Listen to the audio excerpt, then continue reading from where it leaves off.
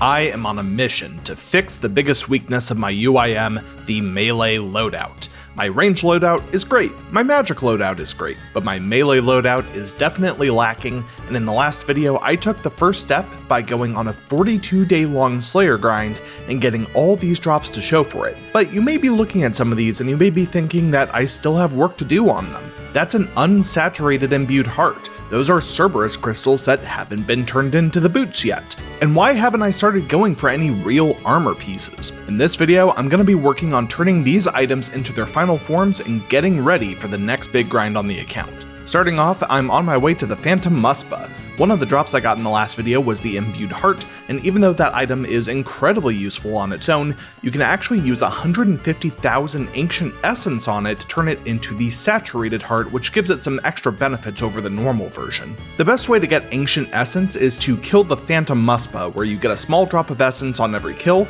and a smaller chance for a large drop of essence, like Zulrah scales at Zulrah. Plus, if I get any uniques from the boss, I'll be able to break those down for extra essence. I went back and looked at the footage from the last time I was here at the Phantom Muspah, and hoo boy, to say that my gear has gotten better since then is quite an understatement. I'm going to be going into this grind with full Ancestral with a Shadow and full Missouri with a T-bow, so I'm excited to get into this.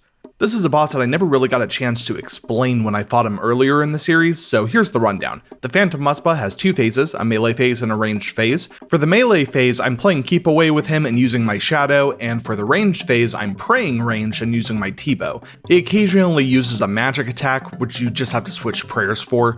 He switches phases every 100 or so damage, and whenever he switches phases, he spawns some spikes in the room that you have to dodge. He also has a few special attacks. First off, he can go into this crazy teleporting frenzy with all these projectiles flying across the room, but there's actually a safe tile that you can stand on that never gets hit by them, and it lets you stay locked onto him with the T-bow, which is really nice. The other special attack is that he can spawn spikes that chase after you, which you just have to kite around. And finally, he has one special attack that he always does when he gets to low HP. He does this huge shockwave that you have to stand behind the spikes to dodge, and then he puts up a prayer shield that protects from all damage until it's depleted. It depletes slowly over time, but you can drain it by using prayer draining attacks. Normally you'd want to use a crossbow with sapphire bolts, but I'm going to be using smite since I'd rather not deal with all that. Once that phase is done, he enters a bit of an enrage phase where he starts spawning more and more spikes, so you have to finish him off quickly.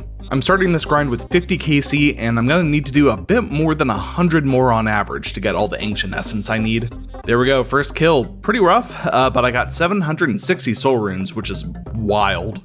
Okay, much better on that one. I think I'm going to be able to do consistent multi-kill trips once I have this down. One subtle thing that's actually made this fight much easier compared to previously is that I'm using a 5-tick weapon for the prayer shield phase, which is the same as the boss's attack speed. That means there's always a consistent timing for switching between praying range and smite, and there aren't any cases where both attacks line up and I end up missing an opportunity to smite him.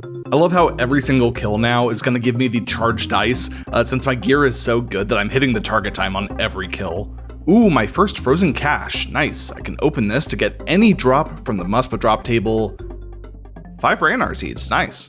Ooh, yes, my first ancient icon. I'll talk about that in a moment. Okay, so the ancient icon is one of the uniques from the boss. You can attach it to an ancient staff to turn it into the ancient scepter, which basically makes ancient spells more powerful. That said, it's not really useful to me because I already have a Kodai wand. In fact, if I didn't get the Kodai wand by the time I finished my Chambers of Xeric grind, I would have grinded this out before going to the Inferno.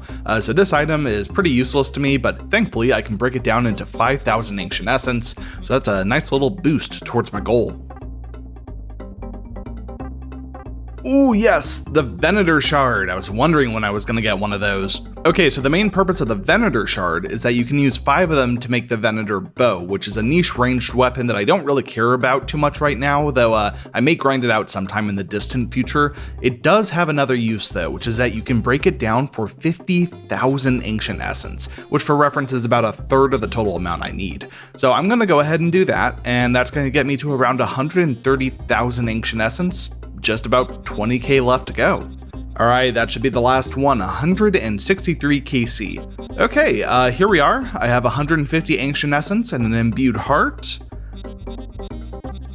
There we go, the Saturated Heart. The Saturated Heart has a few benefits over the normal one. First off, it boosts your magic level by 13 compared to 10 from the regular one. It also has the Divine effect on it, so it stays boosted plus 13 for 5 minutes straight instead of ticking down by 1 every minute like the normal imbued heart does. And finally, you can activate it every 5 minutes instead of every 7, and because that's the same amount as the duration, you can basically stay boosted 13 magic levels indefinitely as long as you keep on top of re-triggering it every 5 minutes. That is a very nice tool to have on my account, and I'm going to be keeping it basically forever. This also means I'm done with the Muspah grind, and honestly, I enjoyed it a lot. It took just over 100 kills to get all the essence, including that Venator shard I broke down. It's a really nice boss when you have near max gear for both ranged and magic, and if I ever decide to go for the Venator bow in the future, I feel like it would be a good time. And with that done, it's time to move on to the next thing I got from the last video, the Pegasian and Eternal Crystals from Cerberus. These are used to upgrade the Ranger Boots and the Infinity Boots, which turn them into the Pegasian Boots and the Eternal Boots, which are currently the best in slot boots for ranged and magic. But that's going to change soon when the Varlamore Part 3 update comes out, since that's going to put the Avernic Treads into the game. The Avernic Treads can be upgraded with each of the Cerberus boots, turning them into the new best in slot boots for all combat styles, and I want to be ready for that, which is why I went ahead and got the crystals last video. So now I need to get a pair of Infinity boots and a pair of Ranger boots. I'm going to start with the Infinity Boots since those are much easier to get. The Infinity Boots are a part of the Infinity Robe set, which you get from the Mage Training Arena. The last time I went to MTA is when I was getting a Master Wand to make my Kodai Wand, and at the time I thought it was going to be the last thing I ever get from there, but that was before I knew about the Avernic Treads. This should be a lot easier and quicker than getting the Master Wand for 2 reasons. First, it costs way fewer points, and second, MTA actually got a quality of life update shortly after I finished my Master Wand grind, so I'm excited to see what all has changed. First up is the Alchemy Room, and the biggest improvement here is that the items change less frequently, so you can just sit at one of these for a full minute alcheming the best item. They also removed the cap on how many coins you can deposit at once, and you can also keep your progress even if you log out while you're in the room. There we go, 120 points in about 20-25 minutes, very easy. I'm gonna need 120 points in each room except for the enchantment room since that one's scaled up by 10 times for whatever reason. Next up is the telekinetic room, which is going to be the longest one, but it's also the one that had the biggest improvements. First off, you basically never run out of run energy anymore, since it refills your run energy every 5 minutes, and more importantly, the guy running the maze goes way faster, like twice as fast as before, so you're not waiting for him to finish moving all the time. So like I said, it'll still be the slowest, but not as slow as it used to be. There's actually one other thing I forgot about, which is that they also changed the telegraph spell itself so you can move pretty much immediately after firing it. So in the telekinetic room, you can just sort of zip around to all the different sides. It's pretty nice. Alright, just about half an hour later, and that's the hardest room done. That was so easy. Next up should be the quickest one, the enchantment room. Apparently, they have fixed the bug that was causing the bonus shape to not work, and they also changed the layout so all 4 corners of the room have at least 1 pile of each shape, so you don't have to run all the way across the room to get to the right shape anymore. There we go, that was like 5 minutes, easily the quickest one to knock out. Last up is the Creature Graveyard, which has 2 big changes. First, the damage you take is now avoidable. They made it so that the falling bones can be dodged, so you don't take damage. And secondly, they made Peaches give twice as many points as Bananas, so there's actually a reason to use Bones to Peaches other than just healing up faster. Also, just to state this again, in case you didn't see the other video when I was doing this, the Creature Graveyard is a safe area, so I'm safe to do this death banked. Even if I die, it does not count as a dangerous death. And about 7 minutes for that one, and we are done. Let's get those boots. Okay, so just over an hour in total. It's time to buy the Infinity Boots, and then upgrade them with the Crystal. There we go, the Eternal Boots on the UIM. I now have 2 out of the 3 best in slot boots in the game, and now it's time to go after the third one. This is the big one. In order to make the Pegasian boots, you have to attach the Pegasian crystal to a pair of Ranger boots. And Ranger boots are a reward from medium clues. So that's right, we're doing a medium clue grind on the UIM. The easiest way for UIMs to grind out lots of medium clues is to catch eclectic implings in Puro, which give medium clues at a rate of 1 in 25, and I'm doing some things to help speed up the process of catching them. First off, you'll notice this timer in the top left of my screen with a wheat icon on it. That's for the Farmer's Affinity buff. You can always get to Puro from the wheat field in Xanaris, but what a lot of people don't know is that sometimes wheat fields in other areas of the game will have a portal to Puro, and if you enter through that one, you get this buff that's sticks around for 30 minutes and makes it a lot faster to push through the wheat. There's a plugin called Crop Circle Tracker that basically tells you what worlds have Puro portals in which areas. It's really neat. I'm also using the jar generator, which is something you can buy from the guy in the center of Puro, and it basically lets you generate jars. 33 of them per jar generator to be exact, which means I can spend less time getting jars and more time catching implings. And finally, I'm using the Dark Lure spell on the Arceus spellbook, which causes an NPC to move towards you. It's really nice for implings because you can basically just stay in this one spot with the eclectic impling spawn, and if it ever flies away before you can catch it, you can just lure it back to you. There we go, 20 medium clues on the ground, ready to complete. The tile I've been dropping these clues on is actually really important. If you drop clues on that tile specifically, you can actually telegrab them from the center of Puro without having to push through any of the wheat to get to them. It saves a lot of time in the long run. Alright, I now have 20 caskets. It's time to see if I can get anything good from these. Green D-hide body trimmed, Addy plate body H2, and finishing off with a black elegant skirt.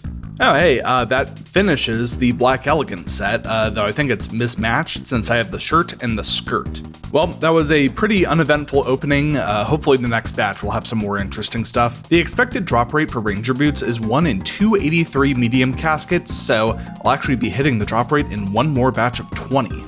Good morning, got another batch of 20 clues to do. I should also mention there's one other thing I'm on the lookout for with this grind, and that is the Bandos Cloak, since that's a part of the Master Stash Unit that'll let me store a Bandos God Sword. I'm not treating it as a necessity for this grind, but it would be really cool to get. It's the same rarity as the Ranger Boots. Alright, 20 medium clue caskets, freshly grinded out. White Elegant Blouse, that actually gives me the matching set that I was talking about earlier. I also got Wizard Boots from that, though I already had that. There it is, the actual matching White Elegant set. Myth Full Helm T and an Addy plate body H4. Oh hey, that finishes the set. Huh, well, the Holy Sandals is where the money is coming from there, but I already have those. The Addy Shield H5 is new though. White Unicorn Mask. Wow, triple unique, and none of them are new. An Ancient Crozier, Addy Plate Skirt T, and with 283 medium clues completed on the account, I'm now at the drop rate for both the Ranger Boots and the Bandos Cloak, so hopefully one of those will come soon. Alright, after a very long time catching implings and doing clues, I now have a stack of 50 medium clue caskets. Let's do it. Ooh, a double clog, the gold elegant shirt, and the green D-hide chaps tee, both of which complete sets in the POH for me. Myth Kite Shield G, pink elegant blouse, and that's it. Lots and lots of uniques that I already had. That is pretty depressing. Good morning. Something very cool happened today, and if you recognize where I'm standing and what's in my inventory, you may already know where this is going. You may look at this and see a simple bird nest, but it's actually much more than that. This bird nest is actually a niche form of item storage for UIMs. It was added with Alderan, the Varlamore Part 2 update, and it has a weird mechanic associated with it. You can put any single tradable item into the nest that's worth less than 100k GP, and it will stay there until you come retrieve it later. It's part of a Dark Souls Easter egg, since you can put certain items in that correspond to items in that game, and they turn into other items, but the main purpose for UIMs is that you can now get that one pesky item out of your looting bag that you've been holding on to for a while. Now, I haven't really had a good candidate for this, since most of my items are either untradeable, stackable, or worth more than 100k, but that changes today. This Bandos plate body, which I've been holding on to eventually build the BGS Stash Unit, has just dipped below 100k on the Grand Exchange, and this means I should be able to just drop this into the nest. And there we go, it's gonna stay there until the day that I have a Bandos Cloak and a BGS to build that Stash Unit. And until then, I'm now +1 bag slot, which is very nice. Alright, nice little 10 pack to start the day. Zamorak Miter, and there's an Ancient Miter, and another pair of Wizard Boots. That is my third on the account. Alright, nothing else from that set, but getting some more Vestment pieces is nice. Okay, next up, got a 24 pack. Would have been 25, but I accidentally opened one. You get nothing! You lose! Good day, sir! Good morning, it is July 2nd, and today is a very big day for anyone doing a clue scroll grind, and here's why. The Stackable Clues update just dropped, which means once I log in here, I should be getting some collection log slots immediately. Yeah, there we go, cool. So here's what this update does. Instead of getting medium clues from these implings, I'll now get a medium clue scroll box. Yeah, there it is. And I can hold up to 5 of these at a time, or 4 while also holding a medium clue. And then I can just take a clue scroll out of these as long as I'm not already holding one. Now, the game still allows you to juggle large amounts of clues like I've been doing as long as I take them out of the boxes first, but I'm not sure if that's even going to be needed now. I think I'm going to try a new method of just catching implings until I have 5 scrolls, and then doing those 5 clues back to back, and then just going back to the implings, and I'll see if that goes faster than the previous method. Okay, so I just finished this first casket. Cool, I can just pull the next scroll out of the box. Neat. Okay, I got 10 clue caskets in what seems like less time than it would have taken before, so let's see if there's anything good here. Not at all. Huh, that was funny. Got the same step back to back. Alright, I have 22 medium caskets in my inventory, and that may seem like a weird number, but there's a reason for that, which we'll see once I open all of these. Addy Helm H2, Gold Headband. Oh hey, that was the last headband I had left. All headbands completed on the UIM. Purple Elegant Skirt, that makes my Purple Elegant set match now. Myth Plate Skirt Tee, I had the full set with the plate legs, but this adds the plate skirt to it. And with this last one, I should be getting the Clueless Scroll. That's a milestone reward. Every tier of clue has one, and for medium clues it's at 400 KC, so that is a guaranteed reward. And it's storable in the POH, which is pretty neat. So now we are at 400 medium clues completed without the Ranger Boots or the Bandos Cloak. Another 50 pack coming in. Can we get lucky here? Addy Plate Body H3, Purple Boater, Green Boater, just need the Black Boater for boater completion. Myth Full Helm G, Ancient Stole, what did he steal? Addy Kite Shield G, and that one completes the Addy G set. Lovacaine Banner, Addy Helm H5, and the last one, cool, lots of uniques that I don't really care about. Back once again with a 50 pack. Ooh, Bandos Miter, that's actually really good. Yeah, I'm now 1 piece away from the Bandos Vestment set besides the cloak, so if I do get that cloak, I could potentially just grind out the top and that would make it the full set, which would be really nice actually. Ooh, oh my god, I got baited by that. Oh my god, I thought it was the Bandos one. Why the hell does that inventory icon have no purple on it? It looks just like the Bandos one. Alright, well, 1 more piece for full Ancient Vestments too. Myth Plate Body G, and that completes the Myth G set. Black Elegant Legs, that actually gives me all the different Black Elegant items, though it already counted as having the complete set in the costume room. Black Unicorn Mask, Hosidious Banner, and that one actually finishes all the Korrent House banners. And the last one, 500 medium clues complete. No Ranger Boots, no Bandos Cloak. I'm getting pretty close to double the drop rate for either of them, so yeah. Backstorian Falls. Will someone help him up? Alright, the last 50 pack before I leave to go to GDQ for a week, so let's see if I can get one of the big things I'm looking for, though I am mentally preparing myself for disappointment. Holy Sandals number 3, not the boots I was looking for. Oh my god, again with the Ancient Cloak. Armadillo Stole, 4 out of 6 Armadillo Vestment pieces, pretty nice. No, the Spiked Manacles, that's my first one of those, and it's once again not the boots I was looking for. I just have Rangers and Climbing Boots G left to go for all the medium clue boot drops. And the last one, 550 medium clues completed without the Rangers or the Bandos Cloak. For reference, every one of these 50 packs is like 5 hours for me between catching implings and doing the clues. It's getting rough. Okay, I have a pack of 16 clues here, and you'll see why that number specifically in a moment. Oh, you are kidding me. The double boot clue, and it has the Climbing Boots G in it. That's the last boot drop you can get from medium clues besides the Rangers. And there we go, 566 medium clues completed, which is double the drop rate of both the Ranger Boots and the Bandos Cloak, which means it's also 4 times the drop rate to have seen either of them. Okay, a pack of 34 to start off the day, since that'll get me back to a round number, so let's do this. Wow, literally nothing. That is 600 mediums complete without the Ranger Boots or the Bandos Cloak. 50 pack coming in, let's do it. Addy Full Helm T. Okay, that doesn't complete a set, but it is my 100th collection log item from Medium Clues. 100 out of 115. Addy Plate Body H5. Oh, god damn it! There's my second pair of spiked manacles. Now I have 2 of every boot except the Rangers. And another pair of Wizard Boots, that's number 5. And that gets me to 650 medium clues, no Rangers, no Bandos Cloak. I know the fact that I'm just doing all of these openings back to back looks like it's going quickly, but just keep in mind, every single 50 pack opening you see here is 5 hours of gameplay. Okay, I have a pack of 45 here, this because I accidentally opened 5 ahead of time.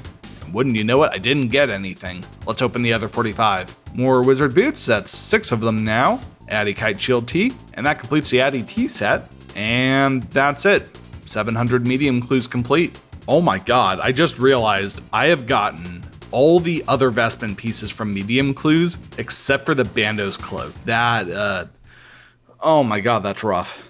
Alright, I messed up and accidentally opened one ahead of time, so I'm gonna open these 4 just to get it onto a multiple of 5, and there's gonna be nothing in any of these.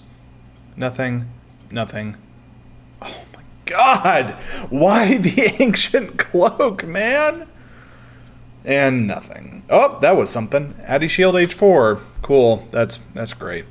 So something interesting I've discovered, since I'm sure you're just as excited as I've been about how this grind is going, is there's actually an option here on the Clue Scroll plugin, Identify on Pickup, and what that does is automatically pull up the clue info and all the relevant overlays on screen as soon as you have the clue in your inventory, so you don't have to click on it to read it first. It's pretty nice for like big extended clue grinds like this.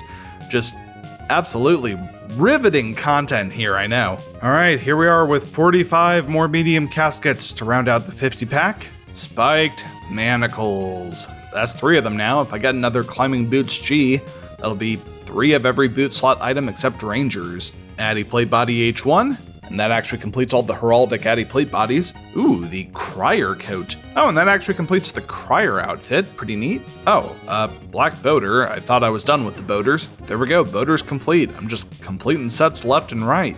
Ooh, and that is also 700 clog slots complete, so that's a new quote-unquote rank for the collection log, though I don't really care about that too much. And another manacles. Gothic's Cloak. Not Bandos. And the last one, it's so depressing. 750 medium clues on the UIM. All right, who's ready for some more disappointment? Let's do it. Oh boy, more manacles. Fun. Oh, again with the fucking Ancient Cloak. Oh my god. I don't know why that one looks so similar to the Bandos one. And there's another pair of Wizard Boots. And on the second to last one, Pink Elegant Legs. Cool, that's the Pink Elegant set. And finally, 800 medium clues. It's just the same thing every time. 5 hours, 50 clues, no Rangers, no Bandos Cloak.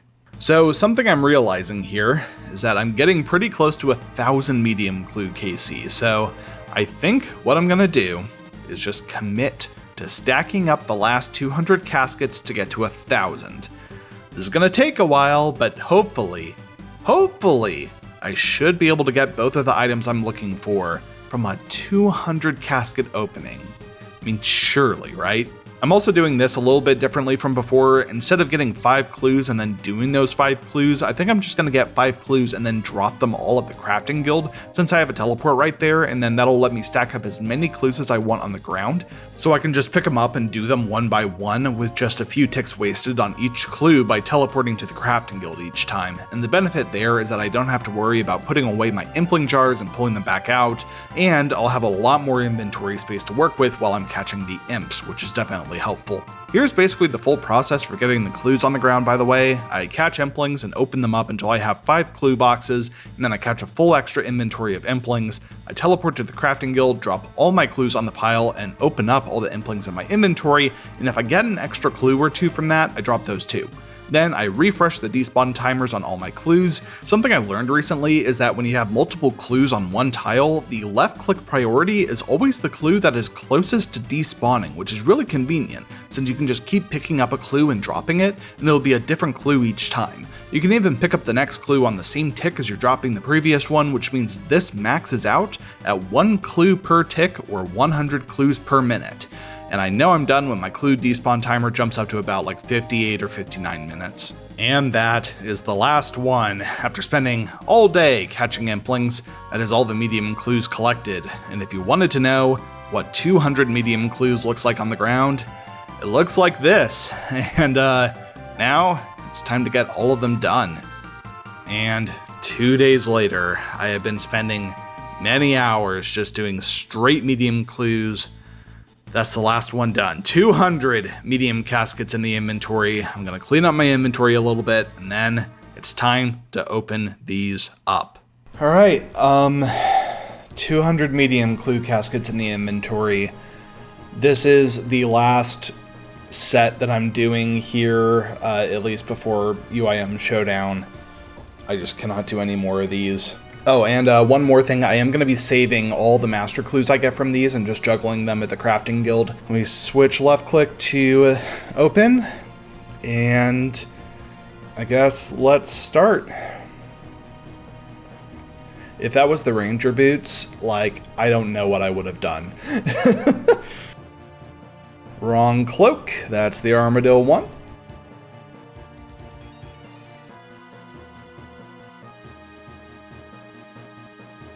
Open this up, and I cannot do that one, so it's going to go here. I can't do the blue moon one because I don't have a full blue moon set.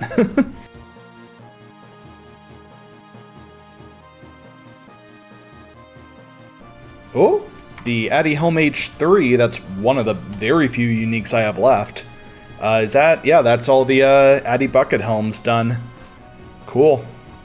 And that gets me to 108 out of 115. There, if I get 5 more uniques without getting any of the ones I want, I will have gotten everything. I just have the Myth Plate Legs G, and then 4 pieces of Elegant.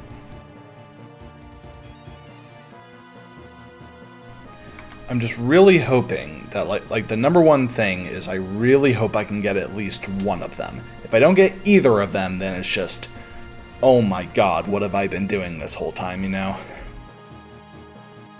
Climbing Boots G, the first boots of the opening. That puts me at 3 of those, which means I now have at least 3 of every boots except the Ranger boots.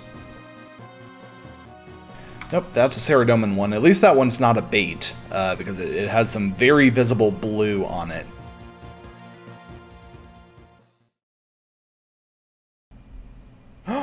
Oh my god, I got the Bandos cloak. Yes! Yes, I got one. I got one.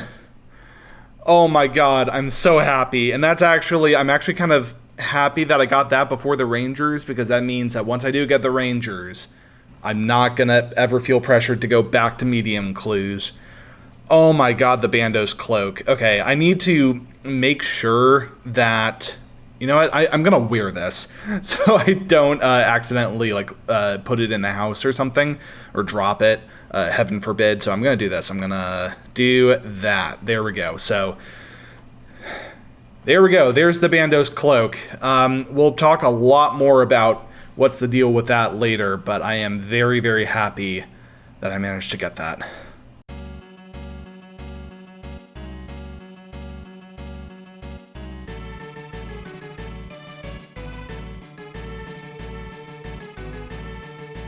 We're now over halfway done with the opening. 99 left. Ooh, there's, oh, okay, the Myth Plate Legs G. I thought it was the Elegant that popped that, but no, that's the last thing that I have from medium clues besides the Ranger Boots and Elegant. So, yeah, Ranger Boots are now the last thing at the quote-unquote normal drop rate. If I remember right, like everything on the medium clue table has, there it is, has like one of two drop rates, I think, and Ranger Boots and the Bandos Cloak are both on the lower drop rate, and then there's like Elegant and stuff for the higher drop rate. I don't need to be on the lookout for cloaks anymore. I just realized that's actually really nice. I never need to get jump scared by those anymore.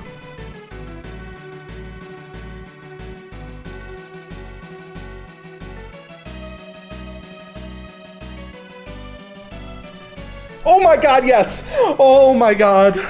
Oh my god, I got it. I fucking got it. I got the Ranger Boots. Let's go. Oh my god, they're real. It was all worth it. Oh my god. I don't have to do medium clues anymore. Okay, the rest of this is ranks. The rest of this is just medium clue ranks and elegant pieces. The last like 3 or 4 elegant pieces I need. Let's check this. 111 out of 115. I have 4 more elegant pieces. Purple shirt, pink skirt, gold blouse, gold skirt. So if I get any of those, that's awesome, but I do not care anymore.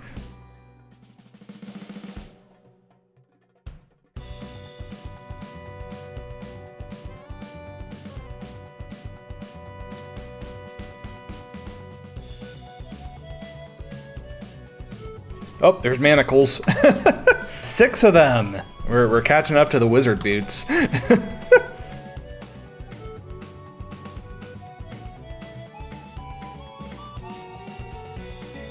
10. Ooh, purple elegant shirt. Okay. I now have all of the purple elegant pieces. I'm missing 1 for pink and 2 for gold, wherever that is. There it is. All right, 10 left. 9, 8, 7, 6, 5, 4, 3, 2, 1 for manacles. We got more manacles. And the last medium clue that I will probably ever do on the UIM is 10 purple sweets. Oh, I feel so good about this. Just, oh my god, it's over. The medium clue grind is over. 1,000 medium treasure trails complete on the UIM. Oh my god, it's over. Okay, so first order of business. Let's make these Pegasian boots. There we go, all 3 current best in slot boots in the game. It's also literally the day before the Varlamore Part 3 update, by the way, so that was excellent timing, getting all 3 of these before they're all made obsolete by the Avernic treads. That said, once I do get to the point of taking on the Doom boss for the Avernics, I'll have all 3 of these ready to upgrade them to their full potential. Next up, it's time to do these master clues. I'll see you all when I have them done. Okay, here we are with 2 master caskets. Let's see what we get. Nothing. And nothing. Good. Good shit. Good. So, after that absolutely gargantuan clue grind that I didn't really expect to have to do, it's time to shift gears into something really exciting, and it has to do with that Bandos cloak I just got. I've been hinting at this throughout this episode, but now it's time to spell it out. Let's talk about the Bandos Godsword. This is an item I would love to have on the UIM entirely because of its special attack. It drains the defense of the target, but unlike the Dragon Warhammer, which drains 30% of the target's defense, the BGS drains defense equal to the amount of damage you deal, and if you drain it all the way to 0, it starts draining other combat stats too. So just by that description alone, the BGS might not be worth keeping on a UIM account, but there's one more important thing about it. It's storable in a stash unit. The stash unit is the master stash unit in Goblin Village that takes the BGS, a Bandos plate body, and a Bandos cloak. I've had the plate body for a long time on this account after getting it from a hard clue. I just got the Bandos cloak from medium clues, and now it's time to get the Godsword itself. To make a Bandos Godsword, you need 4 things: the 3 pieces of the Godsword blade and the Bandos hilt. I've already gotten shards 1 and 3 from some other God Wars bossing I've done in this series, so I'm just missing shard 2 and the hilt. I'm gonna be killing General Grardor for both of these. You drop shard 2 at a rate of 1 in 762, and the hilt at a rate of 1 in 508. So a long time ago on this series, I grinded out K'ril in the God Wars dungeon to get a Zamorakian spear, and later I did a grind of Kriara for the Armadillo armor to fortify my Masori armor. The strategy I'm using for this grind is very similar to the K'ril strategy, where I'm just freezing the boss and hitting it with the shadow, but this grind is going to be much easier for a variety of reasons. First off, General Gardor is just way less threatening than either K'ril or Kriara. He can only attack you in melee range, unlike Kriara, and he doesn't have any special attacks like K'ril, who was able to drain my prayer or poison me. General Gardor has two attacks, a melee attack that hits really hard, and a ranged attack that doesn't hit as hard. But because he can only hit you in melee range, even with the ranged attack, the freezing strategy works great. His magic stat is also much lower than K'ril's, so my magic attacks are going to be way more accurate, both the freeze and the shadow. The one other thing that's going to help me hit more accurately is the fact that my magic gear is way better than it used to be. When I was fighting K'ril, my loadout looked like this. Yeah, not very good, but in 2025 I am rocking near maxed mage with full ancestral, a Kodai wand, and a shadow. I should be hitting really accurately with the shadow, and I should be able to land the freeze consistently, so no more running around the room splashing repeatedly.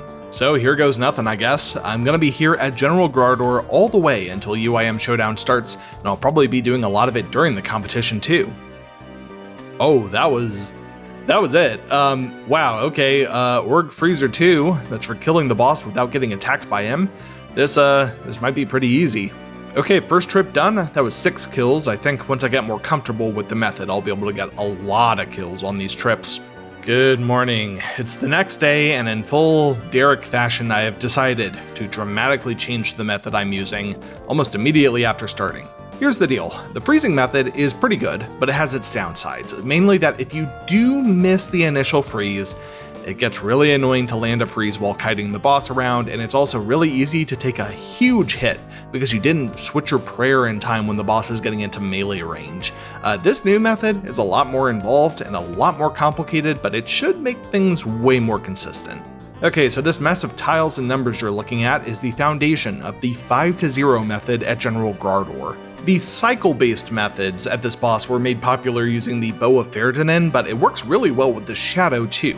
The idea is you run between these numbered tiles in order, and on the red tiles you attack the boss, and on the orange tiles you don't. The 7th tile is special because you have to leave an item on that tile, and then click on the item when you're running to that tile so that you get a red X interaction on it, which messes with the boss's logic to make him not attack you while you're running underneath him. So if you follow this pattern exactly, you can get 5 hits on the boss per cycle, and the boss is completely unable to attack you, hence 5-0. General Gardor Adept, that's 50 kills. And this is going to be the last kill of the trip here. Yeah, casual 31 kill trip to start off the morning, lasting about an hour. My initial verdict on this method?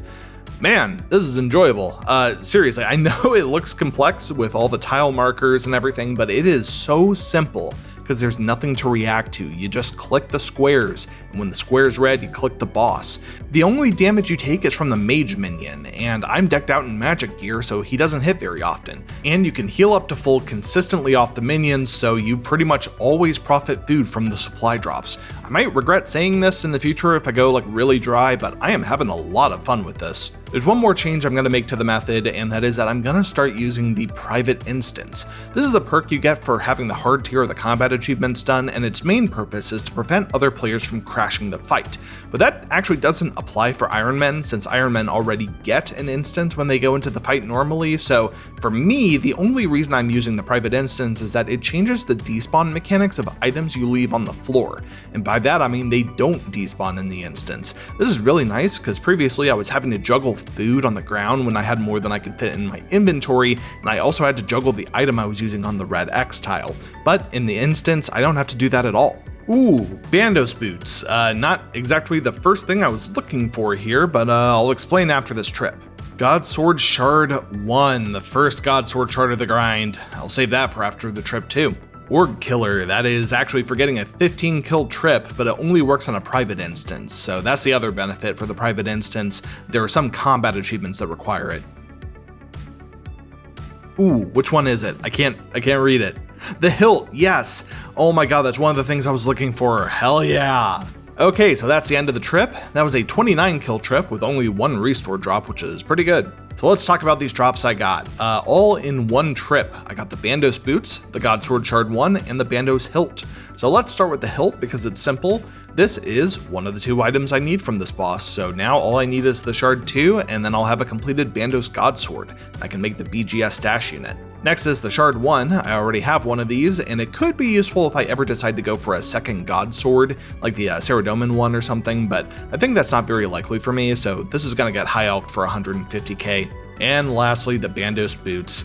This is the one I'm most annoyed with because it's the one piece of the Bandos armor set that I don't really care about. It is possible to upgrade those into the Guardian Boots, and then from there into the Echo Boots, which are storable in a stash unit, but I don't really want to bother doing that because these boots are so niche, especially with the Avernic Treads being in the game, so these boots are also going to get high alked for 173k. General Guard or Veteran, that's for 100 KC. Oh my god! It's that easy! It's that easy, man! 105 total KC for everything. We're done.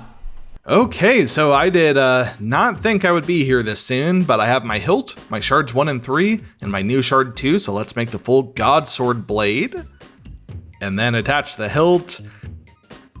Cool, the Bandos God Sword on the UIM. Very cool item to have. Take a look at that. And now for the best part, I have the BGS here and my new Bandos cloak. I also pulled the Bandos plate body out of the nest, which was a very short-lived strategy. And I'm here at the Goblin Village. There we go, the Master Stash Unit is complete, which means the BGS is now storable. That's a great accomplishment to have on a UIM. I'm very glad I managed to get that done. Okay, there's really one more thing that I wanted to get done before UIM Showdown starts, which is doing all the new quests that got added with Varlamore Part 3. The first one is this Veil Totems mini quest, which is basically the tutorial for the new fletching activity. There we go, super simple stuff, Veil Totems completed. Since I'm already here in the Auburn Vale area, I'm also going to do the Shadows of Custodia quest, which is really just the introduction to the new Slayer area they added for Custodian Stalkers. There we go, the quest was mostly just running around and talking to people, quest complete. And now for the quest that everybody has been talking about, the token joke quest of the expansion, Scrambled, with an exclamation point. I did this egg quest on the main. It's so stupid. Just the fact that they implemented something so that the name of the egg changes every 6 seconds. It's Wumpty Scrumpty, and now once it changes, it's Humpty Fumpty. Interesting. And now it's Humphrey Dumfrey. Yo, Beast Egg. Let's go. Bumpty Numpty. Yeah, okay. Like, I want to know what was going through the writers' heads when they came up with this concept for a quest. What should I put on this pizza? You should order it vegan. I want a vegan cauliflower crust. I want no cheese on that pizza. I want vegetables. You should do mushroom, pepper, onion, and I'm sorry. Did you want? Did you actually want my opinion on toppings for your pizza? And I wiped. I lost it. I no longer have a bofa, and now I'm at 1,100 KC, and I still don't have it. So how'd you wipe, Error? How'd you wipe? So I was AFK mining at Duke. Okay, this is the shitty part. Oh no, you gotta put them all back together again. Yeah. Understandable. You ever think about how there's nothing in the original nursery rhyme that implies that Humpty Dumpty was an egg? I think the fact that they were trying to put them together. No, I think that does imply that he is a stiff material that maybe shatters on impact. Interesting. Yeah, it could have been Humpty Dumpty, the pane of glass. Made of a stiff material. Men couldn't put him back together again if he was a pane of glass just as easily as an egg. Alright, I agree with those words you've spoken, but he is an egg though. I think it's canon that he's a pane of glass. It's canon. Really? Humpty Dumpty's so old, it's gotta be originated from another language. Like a German type shit. Yeah, they didn't have eggs in Germany. Think about it. Chickens are a new invention, actually, so they didn't have it back then. You know, Humpty Dumpty could be Jello.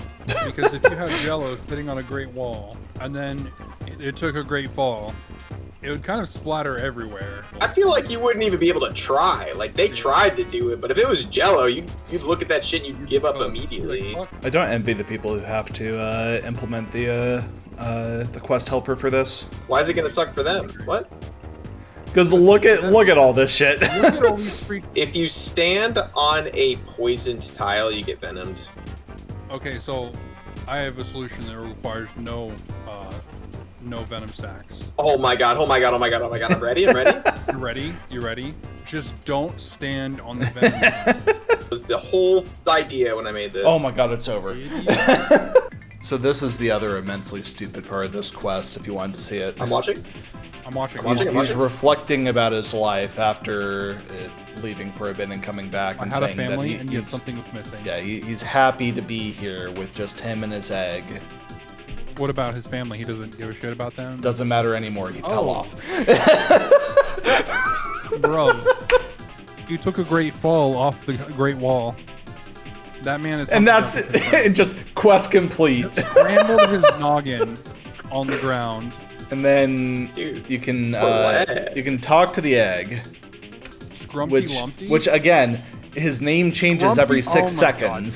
So now it's Wumpty Scrumpty. Right. And then you can take the egg. You can interact with the egg.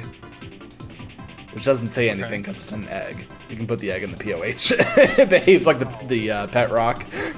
Yeah. Okay. Oh. Mumpty Rumpty, let's go. Yo, it's Mumpty Rumpty. Now it's Humpty Fumpty. Humpty. And what does that unlock? Nothing. And there's also let me hold on. Let me get back up there and see if yeah, it's still there. Alan's bones. No, his bones. No. Which is really funny. Give him to the Robin dude. See if he'll give you the slime bucket and wait for the diary. Probably will. Actually, I'm really curious now to know whether this supports Alan's bones. It does. Yeah. Alan's bone meal. Let's go. Alan's bone meal is a real thing that exists. Let's find out. 12 prayer XP. Kind of pitiful. And now for the big story quest that got added with Varlamore Part 3, the Final Dawn. This is the finale for the main Varlamore questline, and it's also the prerequisite for the new Doom boss. Spot the protagonist, Round 2. First boss fight is the Emissary Enforcer. He's pretty easy. You just gotta dodge his attacks. Whoops, I forgot I need some bones here. That'll do. Fun fact, you can reach through this wall to pick up the knife. You can also put it back. This part is basically a Monkey Island puzzle. You just gotta fill up a coin purse with sand, then attach a plant stem to make an improvised whacking device. This is also Monkey Island. Hey look, I'm a distraction. This fight's a bit more difficult. You gotta prayer switch between ranged and mage to block their attacks, since they're guaranteed to be off-ticked, but you also have to be dodging their special attacks. Ennius Tollus is the next fight. He's got some pretty cool special attacks like this one where you gotta stand in these little circles which mark the safe spots. And the final boss is Augur Metzli, who uses a lot of the attacks from the previous fights, but also has a few new ones. I really like how in this fight, the prince is here too, and sort of acts like a tutorial for how to dodge the special attacks, so if you're getting hit by them a lot, you can just look at what he's doing and match it. And there we go, the Final Dawn completed. The main reward here is unlocking the new Doom boss, but you also get this Arcan Blade, which is basically a dragon scimitar but with a much better special attack. It's like a weaker version of the Burning Claws. Overall, I feel like this conclusion to the story is a bit of a letdown, honestly, because there's so many supernatural elements to this whole story that all just sort of fell flat, because the big twist at the end is, yeah, there's nothing special in Makayodel for the cult, and they were never able to trigger the apocalypse anyway. Like, at the end of the day, the final boss is just a person who has magical sun and moon powers, so that kind of felt like a letdown, but I'm glad they at least brought it to a conclusion, which is better than a lot of the quest lines get in this game. And with that, it's time to turn my attention to the most wonderful time of the year, UIM Showdown, specifically UIM Summer Showdown 2025, which starts very soon. I've talked about UIM Showdown plenty of times before on this channel, but if you're new around here, here is the rundown. UIM Showdown is an event that happens twice a year, where 8 teams of UIMs compete for 10 days straight to earn the most points, mostly by completing tiles on a bingo board, and each tile has a number of things you can do to contribute to it, like getting XP in a skill, or getting KC on a boss, or getting completions in a minigame. You can also get points by getting certain items as a drop, or doing 6-hour XP records, or completing speedruns with your team. A while back, I was asked to join the staff team for Showdown, and this is going to be my first event as a staff member, but that doesn't mean I'm not participating as a player too. I've been drafted to the Alcarid League of Camel Handlers, or Team Alc for short. So for the next 10 days, I'm going to be doing all sorts of stuff across the game to try and help my team take the win. It's currently July 31st, and the event starts in about 12 hours, so I am working on preparing some stuff for the event, mainly clues. The stackable clue update really impacted the competition, since now you can bring several of every type of clue into the event, which means you can turn those all into Watson for master clues, which is a lot of points. I already have 3 master clues in the inventory, which is the most I can hold as scroll boxes right now, and I have another ready to claim from Watson. I also have an elite clue and 3 hard clues, so I can get at least 1 more master clue if I just get an easy and medium clue real quick, but I could get even more if I manage to get more elite clues, which is what I'm focusing on. I'm going to be going to Barrows, which not only holds some collection log slots that would be cool to get, but is also a pretty good source of elite clues at 1 in 29 chests, about twice as rare as a single Barrows equipment piece. I'm going to save the explanation because I'm extremely overgeared for this and it's going to be trivial. It's basically just killing all 6 Barrows brothers and looting the chest over and over again. Ooh, their expressor. Nice. Ring blessing. Yes, there we go. Finally got one. Oh. Now I gotta get one more. Ooh, Dwarf's helm. Ow. Hey, there we go. Second elite clue. Cool, I'm done. Okay, it is now less than 6 hours until the event starts, which means I get to take advantage of the way the high scores work to get some extra gains. Because the high scores only update on logout, you can technically start a login session up to 6 hours before the event officially starts, and as long as you stay logged in that whole time, when you log out, all those gains will get put on the high scores at once, so they all count for the competition. So that's what I'm doing right now. I've decided the first thing I'm gonna do is some hunter rumors, because the last 2 Varlamore expansions added some new K'ril stations, and I want to unlock those. I need to get 20 K'ril feeds to build the K'ril stations, which I should be able to get in about 30 hunter rumors. And my block list is already set up from when I was getting 99 hunter, so this should be pretty easy. Wait, shit, there's a hunter outfit. Yes, and it's very good. No way. I have it stored. Okay.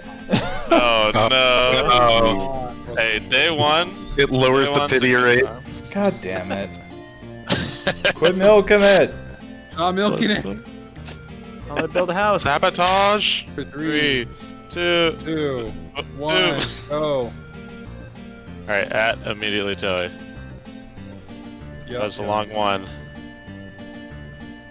Hey. The single ad signs and telly. You got shit to do me. The one tick. That is so funny. Alright, back to work. Although I probably should have taken a picture before I started doing this, shouldn't I? Is that Wait, Hydra? No. Yes. I'm done. Is it your first one? Hey, grits. Alright, so I have my 20 K'ril feed, and now it's time to build those new K'ril sites. By the way, did you know that there is a soft clay spawn right here in Fortis? Here's the Salvager Overlook Station, and now the Castery one. So that is all the K'ril stations unlocked, and I never need to do any more hunter rumors, unless they add any more of these. So next up, it's time to do these clues that I've been holding on to. Well, not exactly, because I need to get some easy and medium clues to complete the sets to turn into Watson. Here we go, 3 of every clue up through Elite, and I have 3 master clues in my inventory and 1 in Watson, so that should be a total of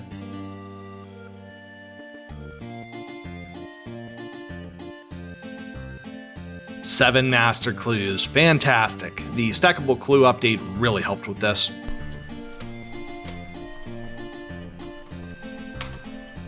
Bro, this is 4 Sherlock steps in a row on this clue. What is happening? Okay, after the most dog shit luck with incompletable steps, here's the 1 master casket that I got, I guess. Fuck, that sucked really bad. Maybe I'll get something good here. Let's see. It's a mimic. Okay, I guess I'm gonna go kill the mimic now. Alright, mimic loot. Let's see what we get. That was so not worth it. The Ranar weeds are kind of nice though. All right, so I've been doing some various Slayer stuff to contribute to the competition, and I can't believe what I'm about to do. But guess what kind of Slayer task I just got? Yeah, I'm going back to the Dagannoth Kings. Yeah, that's... Oh my god. They look nice. Okay, not nearly as dry for that one. Are you trying to, sorry, we're still talking about contracts, and are you trying to do oh, hey, Berserker Ring. So that's going to be the end of the DK's task, but I've gotten an idea for something I can do for the event that's going to be very stupid, but also kind of cool, and it'll help the team too. I'm going to keep killing the Dagannoth Kings off task, because I'm actually really close to getting to the front page for Dagannoth Rex. I've never gotten onto the front page of the high scores ever, so this would be a pretty cool accomplishment. I'm currently at 1309 Rex KC, which puts me at rank 32, and to get onto the front page, I'm going to need to get to 1411 Rex KC. I'm also going to be doing the Tribrid method the whole time, since I'd be leaving a ton of points on the table for the competition if I did the solo Rex method the whole time. I'm a bit concerned about that. Berserker Ring, again. Congrats. Snaps, Tortzels, Catentines, Irids, Corms. Hey. Got another one. Nice. This should be the last one. There we go, 1411 Dagannoth Rex KC. Let's get out of here. Yep, there it is. Rank 25 at Dagannoth Rex. My first ever front page placement on the UIM high scores. Pretty neat. Hello, it has been a bit. I've been doing a bunch of random one-off activities for UIM Showdown, and I haven't really done much that was interesting enough to make it into the video, but this next thing I'm about to do definitely is. I've decided I want to take advantage of the occasion to try something new, something that I wouldn't normally have a reason to do on this account, and that is the Moons of Peril.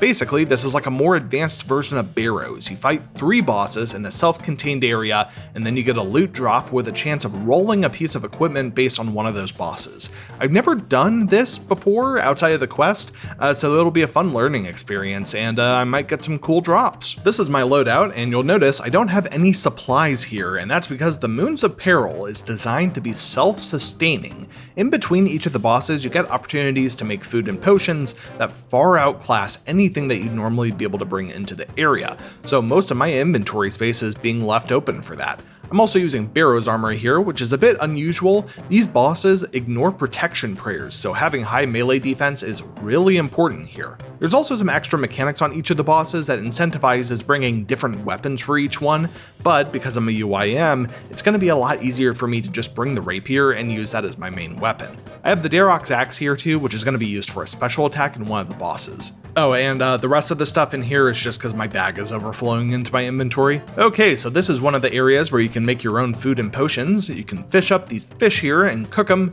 and that is your food for the bosses. You can also make these moonlight potions here, which act as a prayer pot and a super combat in one inventory slot, which is pretty nice. The first boss here is the Eclipse Moon. When you're fighting any of these bosses, you have to stand on the panel that's lit up, or else you start taking more damage from the boss. And that lit up panel is always moving in a circle here, so you have to move along with it. For this special attack, you have to stand behind this orb while it goes in a full circle to block the damage. And for this special attack, you get put in the center and you have to parry the attacks coming from these clones. I'm using the Darok's axe here because it's a slow hitting weapon with high damage, and attack speed doesn't matter here. You always hit every 2 ticks. Next up is the Blue Moon, and this is the one that's going to take the longest for me because it's weak to Crush, which I don't really have a good weapon for, and it also has a special mechanic that incentivizes using multi-hitting weapons, which I also don't have. The Blue Moon's first special attack is this big snowstorm where you have to light these 2 braziers on the sides. And the second is this attack that steals your weapon and puts it in an ice block, and you have to hit the block unarmed to get it out. And last is the Blood Moon, where I'm actually putting my rapier on Slash since the boss is weak to Slash, and it actually works out to be more DPS, even though the rapier's Slash bonus isn't as good as its stab bonus. The first special is the Blood Rain, where you just dodge these puddles, and the second is the Jaguar attack. Basically, you get in this cycle where you can step back to dodge the Jaguar, kind of like Berserk in the Theater of Blood. And that's it. After you kill all 3 moons, you can loot the chest. I don't really care too much about the loot here, but for UIM Showdown, I get a ton of points in the event if I can manage to pull a unique item, so that's what I'm hoping for. Oh, hey, there's all the speed achievements. That's pretty funny. Fortified, that's for not using any supplies to kill one of the moons. Perilous Novice for 5 KC, Perilous Dancer, basically for doing a run without taking damage from the special attacks. Alright, I made some upgrades to the loadout here. First off, I ditched the Thralls. These bosses are so fast, and my normal DPS is so high that they really don't make much of a difference, so I can save some inventory space and make the fight simpler by not bringing them.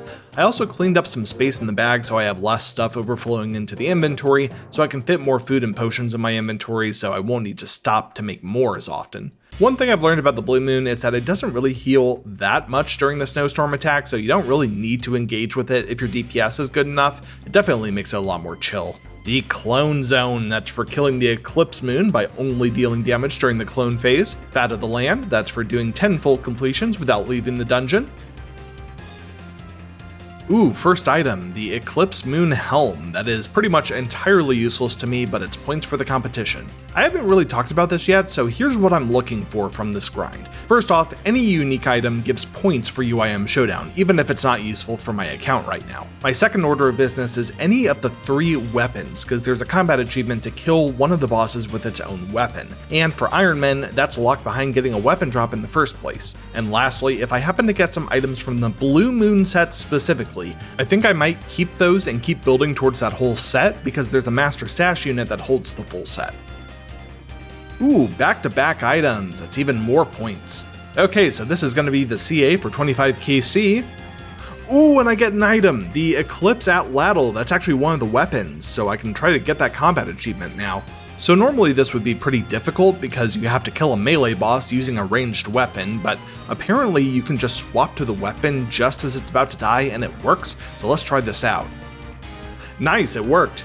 Okay, so I wanted to try this out. Apparently you can turn in equipment pieces here for a small chance of getting a new item.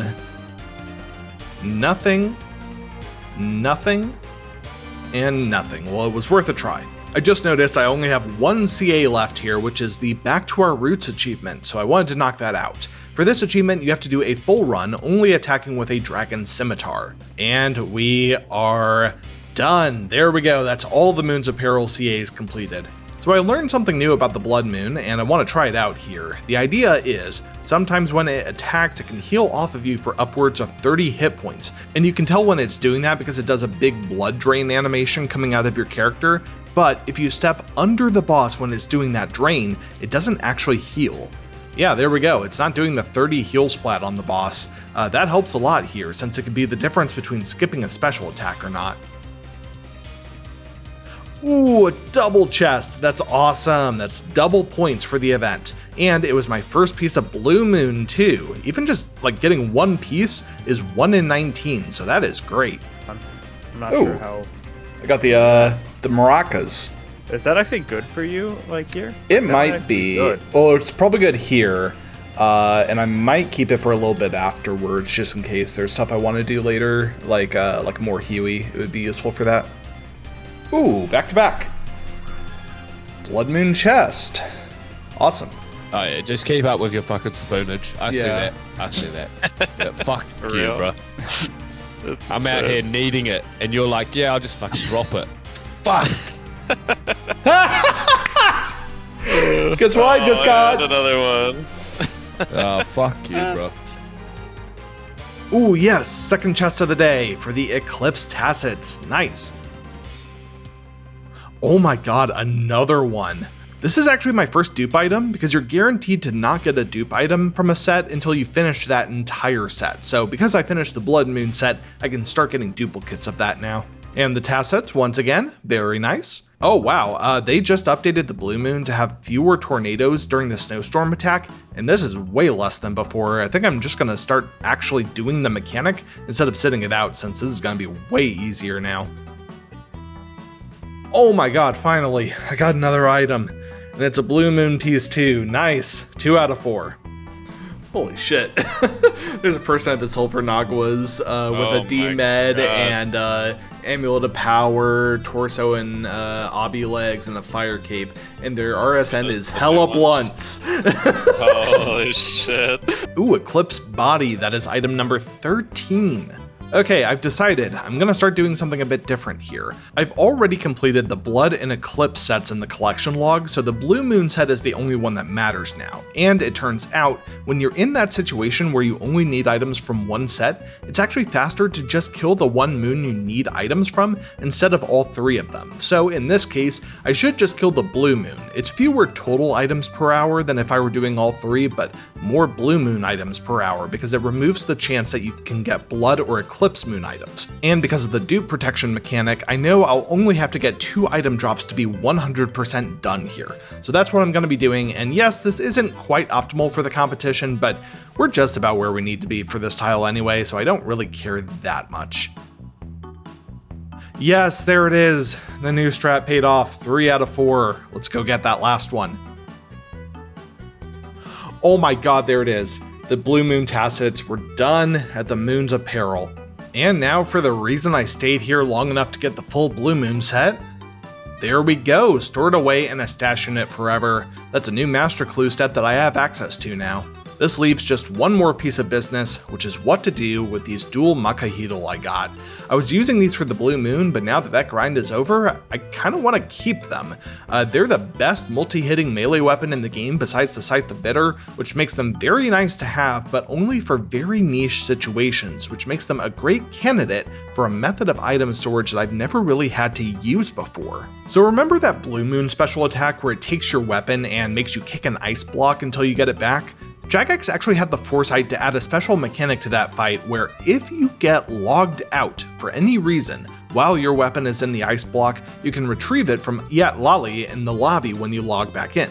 And for UIMs, that actually makes it a nice little form of storage for a single weapon slot item, which the community has wonderfully named Cold Storage. You just go to the Blue Moon room, wait for the ice block attack to start, then go into the room, have it de-equip your weapon, and then log out. When you log back in, you end up in the lobby, and the weapon is stored indefinitely. And this persists even through an unsafe death, unlike things like Hespery. So that's where my dual Makahidal is going to be stored until I need a double-hitting melee weapon again. Okay, at the risk of making this video even longer, there's one more thing I want to try out here, which is using the Scorching Bow at K'ril. And yes, this is really out of nowhere, but right now, 2 things the team really needs for UIM Showdown are K'ril KC and Slayer XP, and this works really well for both of them. So here's the deal, the Scorching Bow special attack costs 25 spec energy and has a guaranteed snare on it if you use it on a demon, and this works even on bosses like K'ril. So combine that with the Light Bearer, which doubles your spec recharge rate, and this turns one of the most frustrating bosses in the game for Irons into a joke. It literally just can't even reach you, and unlike free strats, the spec is guaranteed, so it works perfectly every time. I'm mainly just here for the points for UIM Showdown, so I don't really care much about drops from here, but I will be getting a few combat achievements here, which is nice. Demon Bane Weaponry 2, that's for killing him with a Demon Bane weapon, and because I forgot to bring anti-poisons and took a melee hit off the bat, I guess that is going to be a 1-kill trip. Okay, lesson learned, hit the first snare immediately, and then run out of the way. There we go, much better. That was a 20-kill trip, and if I had remembered to use the private instance, it would have been even more. Demonic Defense, that's for killing him in a private instance without getting hit by him. Ooh, that's the really hard one. Demon Whisperer, that's for getting a kill without getting hit by any of the bodyguards. I guess I just got really lucky on that since I wasn't trying to prayer switch for them or anything. And Ash Collector, that's for getting 20 kills in a private instance.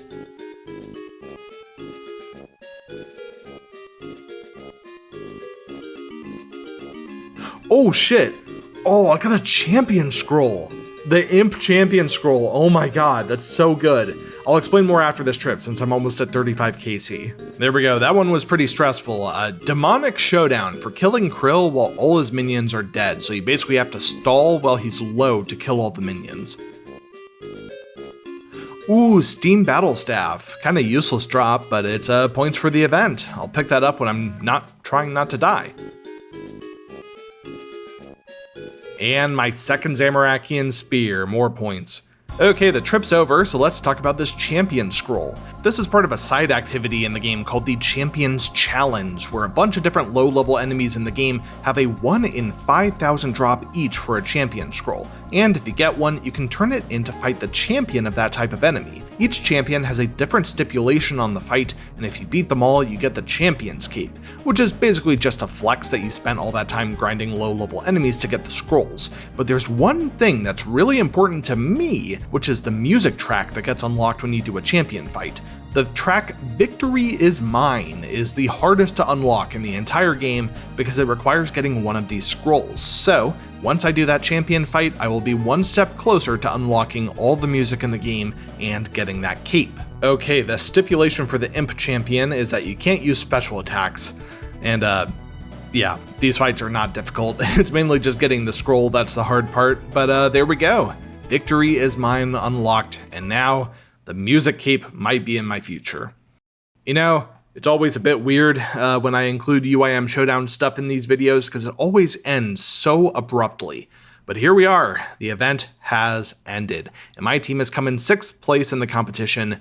I'm really happy with how I did because even with the added responsibilities of helping run the event, I still managed to get 56 efficient hours worth of gameplay done across the 10 days in the event. UIM Summer Showdown 2025 was a great time and I'm always glad to be a part of it. But with that, we come to the end of this video. Honestly, it's been all over the place and I apologize for that, but that's just how playing a UIM is sometimes. I've been doing all these one-off grinds, but I think I'm about to get back on track towards the goal of upgrading my melee loadout. There are 2 bosses that got added to the game recently that I've had my eye on since release, and I'm very excited to jump in the next video, and I'll see you then.